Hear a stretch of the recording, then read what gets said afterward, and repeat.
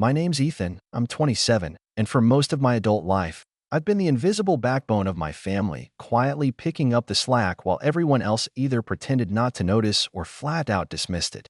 I never really asked for recognition. I didn't need parades or thank you speeches, but I did expect, at the very least, basic respect. Apparently, that was too much to ask. I moved back into my childhood home 3 years ago after Dad passed. My mom was never exactly the nurturing type, but after he was gone, she morphed into someone colder, sharper, like all the warmth in her had evaporated with him. She claimed she needed help around the house, and I, being the dutiful son, agreed to move in and shoulder the load. At the time, I thought I was doing the right thing. I paid the utilities, handled the mortgage when she was short, which was often, mowed the lawn, fixed the leaky roof, and even cleaned up after my younger brother Kyle, who was 23 going on 14. Still acting like the world owed him a break because he once got a participation trophy in middle school. It wasn't glamorous. I worked full-time in IT and freelanced on weekends just to keep our heads above water.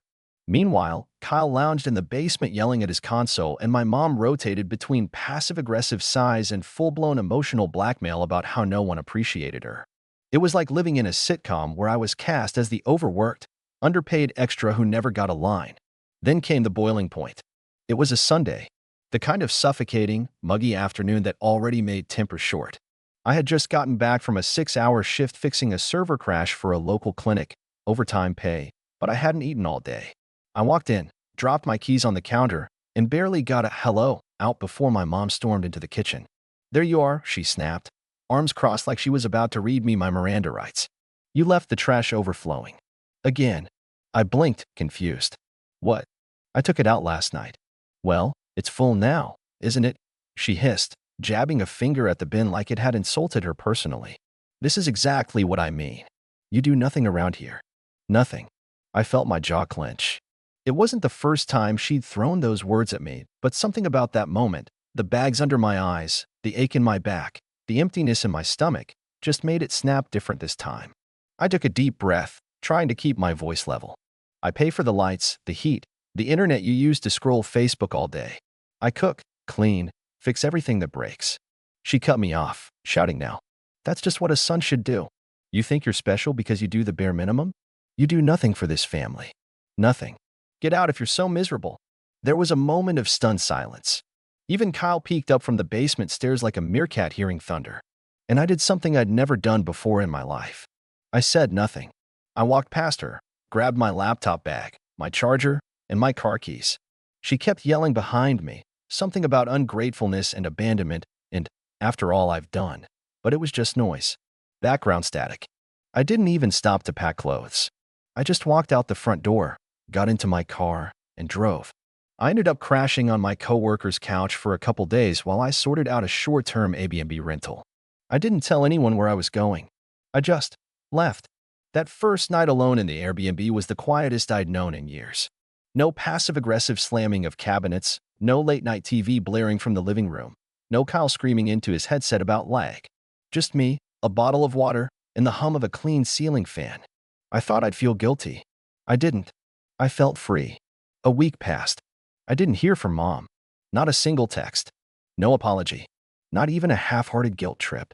Kyle, too, was radio silent. And maybe that would have been the end of it. Maybe I would have just moved on, let them figure out how to survive without their so-called useless son. But then, Wednesday afternoon, I got a call from Kyle. I didn't answer. He called again. Then again.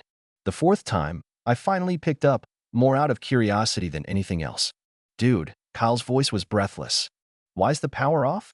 I leaned back against the rental's couch, glanced out the window at the peaceful street below, and said calmly, "What do you mean?" "I mean the lights are off. The internet's down. Mom's freaking out. We didn't pay the bill or something. She says it's your name on everything. Did you forget, or?" I cut him off with a laugh, small, bitter. "Oh, right. My bad. I forgot I do nothing for the family."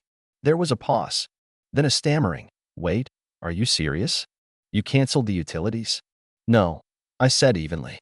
"I just stopped paying for them. Since, I apparently contribute nothing." And with that, I hung up. The voicemails started within the hour. At first it was Kyle, trying to play it cool.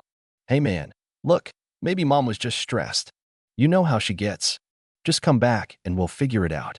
Then came the guilt. I'm gonna lose my job if I can't clock in remotely. My boss already gave me a warning, dude. Then came mom. First message. I didn't mean what I said. I was upset. You know that. Second message. How dare you leave us like this? This is so immature. Third message. You need to fix this, Ethan. You're the responsible one. Always have been. Funny how quickly I went from useless to the responsible one once the lights went out. I didn't respond. But that wasn't the end. A few days later, I got a text from an unfamiliar number. It was a photo of my mother, standing outside in her bathrobe, holding a flashlight. The caption read, "Hope you're happy." The image of my mother standing in her bathrobe, flashlight in hand, was so absurd I stared at it for a full minute before I even registered what I was feeling. Not guilt, not sadness, just clarity. This woman, who had shouted me out of the house like I was some squatter overstaying my welcome, was now trying to shame me into coming back.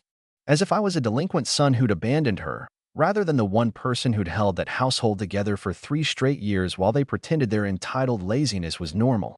Still, part of me waited. For a genuine apology.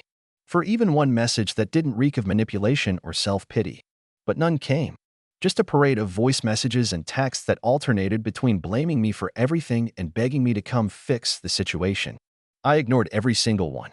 Instead, I called the utility companies and officially removed myself from every account.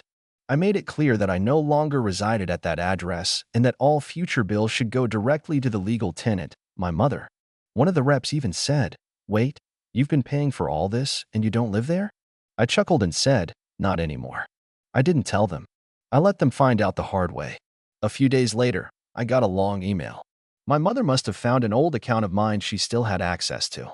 It was titled, "Please read." For a split second, my stomach turned. I thought maybe, finally, it was going to be heartfelt. It wasn't.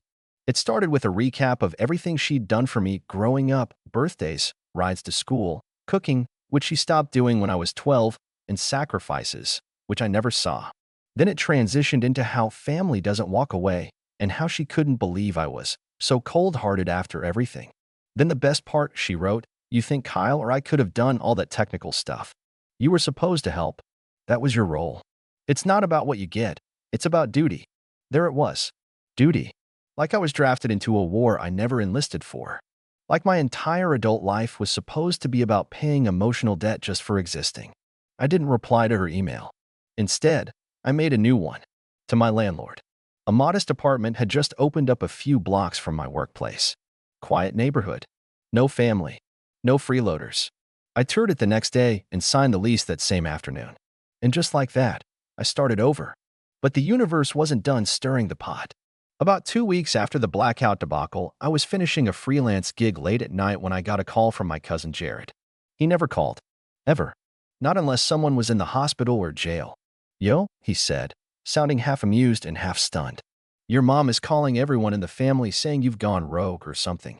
She told Aunt May you've had a breakdown." I nearly dropped my coffee. "A breakdown?" "Yeah," Jared said with a laugh. "Apparently, you abandoned your responsibilities and left them without power or groceries or something. Aunt May wanted to know if she should send over a mental wellness check." I sighed. "Did you tell her I'm fine?" "Oh, I did more than that," he said. "I told her everything. That you were paying for their bills, that you moved out because of how they treated you." She was stunned. I leaned back in my chair, running a hand over my face. "Great. So now I'm the villain and the town rumor." "Actually," Jared added after a pause, "some of the family thinks your mom's lost it. Uncle Greg even said, it's about time someone stood up to her." That gave me pause. For so long, I had felt like the lone soldier in a family where no one else dared to speak up. But now, it sounded like a few others were waking up, too.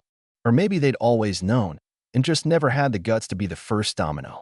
The next weekend, I drove down to the house, not to return, but to grab the last of my stuff. I'd left some boxes in the garage that I wanted before cutting the cord completely. When I pulled into the driveway, the first thing I noticed was how overgrown the front yard was. The grass, once trimmed like a golf course thanks to yours truly, looked like it hadn't been touched since I left. Mail piled up in the box. Trash bins overflowing. I knocked on the door out of courtesy, but no one answered. So I let myself into the garage with my spare key, grabbed my things, and started loading them into the car. That's when Kyle came stumbling out of the house, shirtless, clutching a bowl of cereal. "Dude," he said, blinking like I was a ghost. You're seriously just gonna leave everything like this? I shut the trunk and turned to him. You mean, like Mom told me to? He rubbed his face. Come on, man. We didn't mean for it to get so bad. Mom's just stressed. She keeps saying if you just come back. I'm not coming back, Kyle. He looked lost. But what are we supposed to do? That was the question, wasn't it? The question I had spent 3 years answering for them while they lounged in willful ignorance. I got into my car, rolled down the window, and said, figure it out. Then I drove off, the image of Kyle shrinking in the rearview mirror as he stood there, still clutching his cereal like a lifeline. But what I didn't know was that this was just the beginning, because a few days later, I received a certified letter from an unfamiliar law office. Apparently, my mother was trying to sue me. I stared at the envelope like it might bite. It was thick, the kind of thick that says, we mean business. At first, I genuinely thought it had to be a mistake. Maybe it was mail for someone else, or maybe it had something to do with taxes. But there it was, in bold print, notice of intent to pursue damages. Sent from a law office I'd never heard of. My name. Her name. Right there on the front page. I opened it carefully, sitting on the floor of my new apartment, back against the wall like I needed the physical support to process what I was reading. The letter claimed I had intentionally abandoned my familial responsibilities, negligently caused damage to the household, and this one actually made me laugh out loud. Inflicted emotional and financial hardship by unlawfully terminating financial obligations without notice.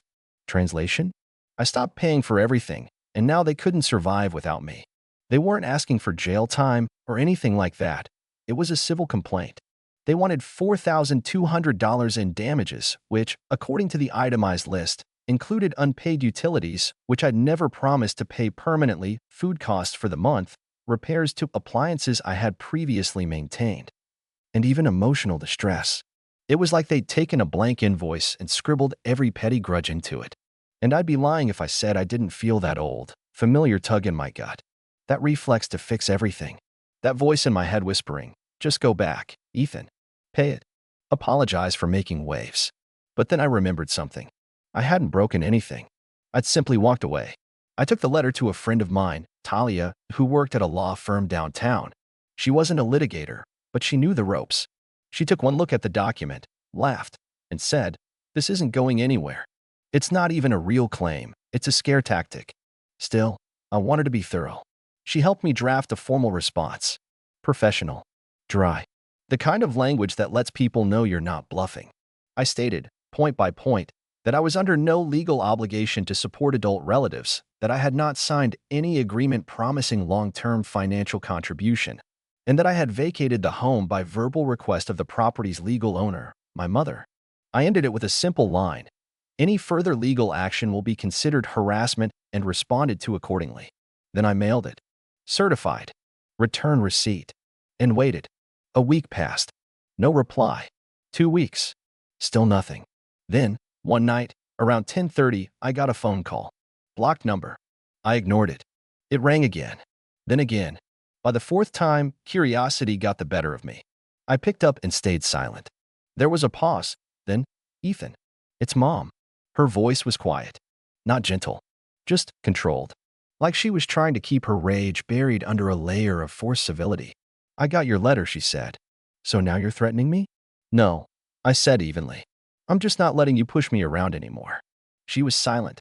Then she said, I don't think you understand what you're doing. You're destroying this family. I almost laughed.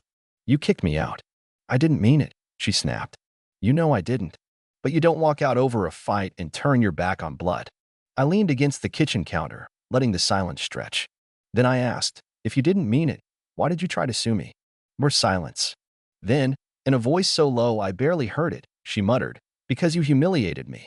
That stopped me. She wasn't sorry I left. She wasn't sorry she yelled. She was sorry people saw what she'd become without me covering up her cracks. I ended the call with just one line. I'm not coming back. Ever. She didn't call again. But Kyle did. And this time, he wasn't angry. He was desperate. Ethan, please. I know she's messed up, but I don't have anywhere else to go. My job cut my hours. I'm behind on rent. I'm trying to fix it, man. I swear. I felt that familiar ache again, the one that had followed me for years.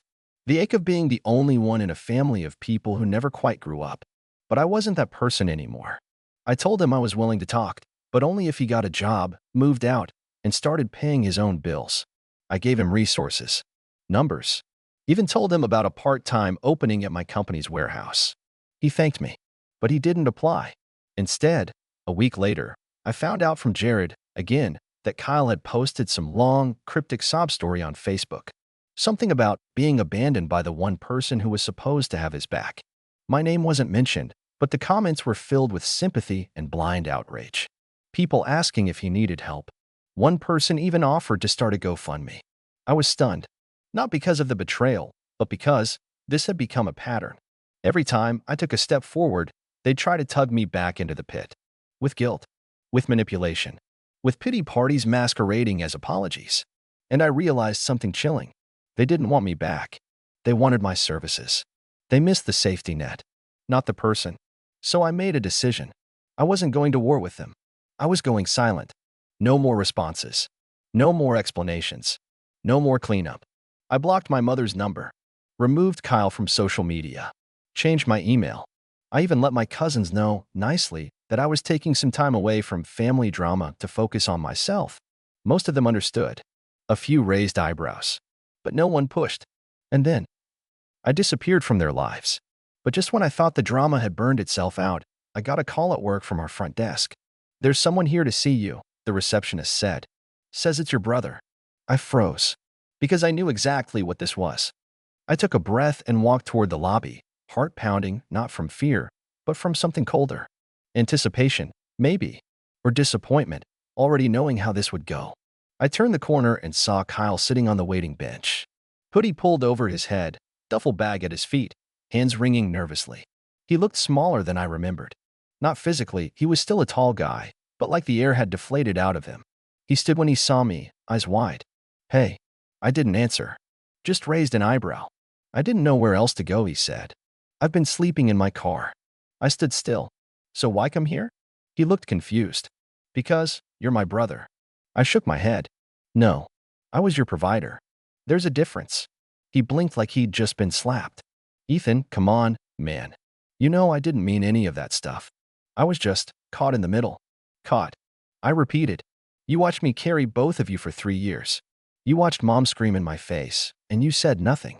You took everything I gave and never once asked how I was doing. Now you're here because you want help." Again, his jaw tightened. "I'm trying, all right?" But everything just fell apart. I crossed my arms. "No, Kyle." Everything just stopped being free. He didn't say anything for a while, just stared down at his shoes. When he finally looked up, his eyes were glassy. "So that's it? You're just cutting us off? Like we never mattered?" That line, the one they always came back to, was meant to twist the knife, to make me doubt everything I'd built for myself these past few months. But I didn't flinch. "You do matter, Kyle," I said softly. "Just not more than I do." He opened his mouth, then closed it again. And I saw it, finally, in his face. Not sadness, not anger, just understanding. The realization that the ATM machine had shut down.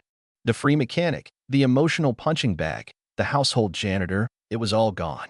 There was just a man now. A man who had limits. "I won't leave you stranded," I said, my voice firm but calm. "There's a church down the block. They've got emergency housing and job placement. I already called ahead. You can crash there for a few days and get help putting things together. But after that, it's on you." He looked stunned. "You did that already?" "I did. You didn't even know I'd come here." "I had a feeling," I said. He didn't say thank you. Just nodded slowly, like his world had officially shifted beneath him. Then he picked up his bag and walked out. I watched him go, not with bitterness, but with a quiet sort of relief. It was over. That night, I sat on my apartment balcony, the city lights blinking in the distance, a cold drink in hand. For the first time in years, I felt peace. Not the kind that comes from silence, but the kind that comes from boundaries. In the weeks that followed, things got quieter. The messages stopped. The family group chat went eerily silent.